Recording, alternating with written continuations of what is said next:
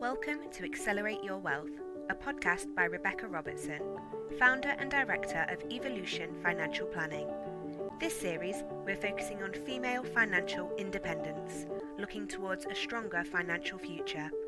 Be sure to let us know your thoughts on the show, and please do connect with us on Facebook, LinkedIn or Instagram, or head over to www.rebeccarobertson.co.uk.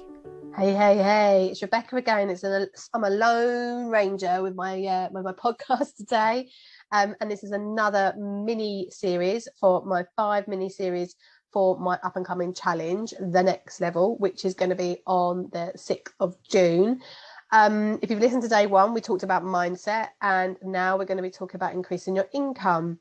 So what I see in a lot of business owners is there's either two things. They're either actually 3.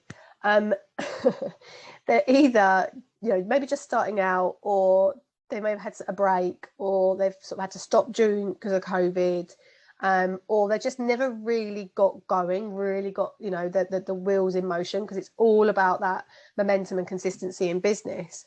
And so they're not necessarily robbing Peter to pay Paul, because you can have periods in your business when you're established and you're still having to go, okay, cash flow, what's going to happen here? But I mean more to do with the fact that you're just sort of getting by, you're just sort of like not quite sure how you could earn an extra 100, 200, 300, 3,000, 5,000, whatever pounds.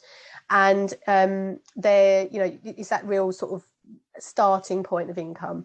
And then once that sort of starts to get its momentum, there's often a barrier around the VAT threshold, and you tend to start to see more revenue coming through. And what starts to happen is people go one way or the other, and this can happen in different stages. So usually, if they're a bit of a spender in their personal life, they will start spending a lot more in their business. They naturally like to spend, they want to treat themselves, and they will naturally go and basically spend every penny without necessarily looking at strategy.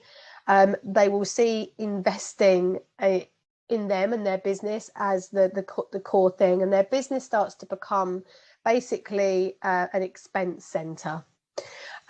Or you get somebody who's super careful, really tight, and there's lots of revenue in the business, but they're paying themselves very little.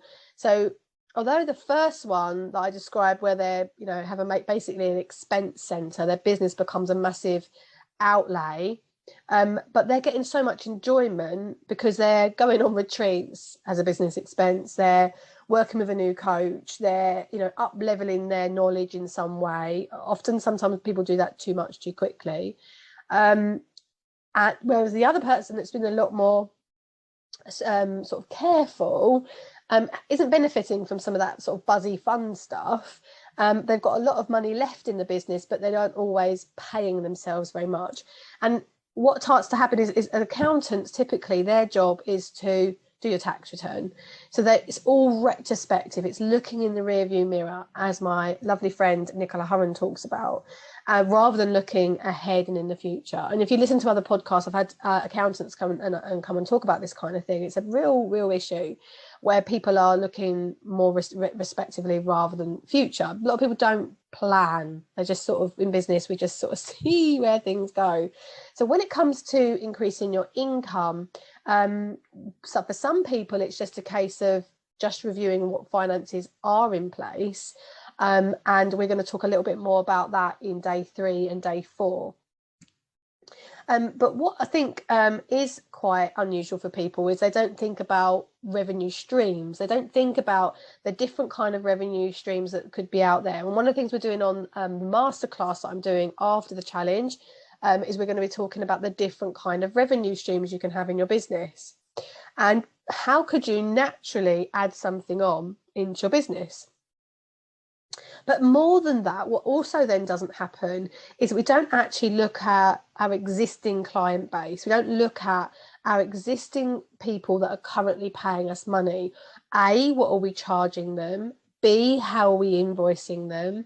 C, what does that look like from an overall strategy? Is there something that they're missing that we could offer them? And as a business, we start to maybe look at adding lots of bows and whistles, but we don't always have to. Sometimes we can just do something that's really simple for our existing clients, and it can actually mean that you're building in another revenue stream that didn't really cost you any more. It didn't mean you have to go on a long course to suss out how to do it. You could actually add it in quite naturally.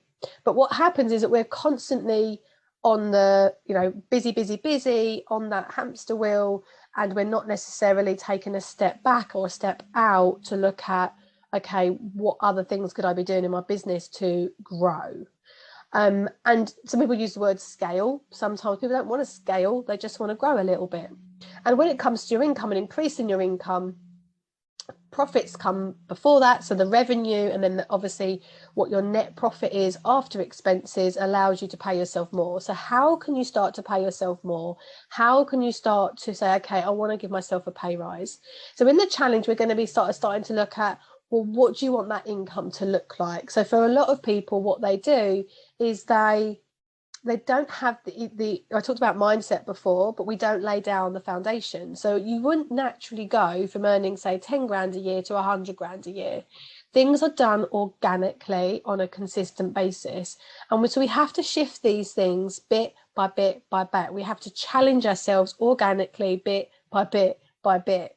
So if we don't lay down that expectation or lay down that next goal or what that next ambition would be, then are we going to get there? It's questionable. It is. A lot of people, the best, most successful business owners I know, are very clear on what it is they want.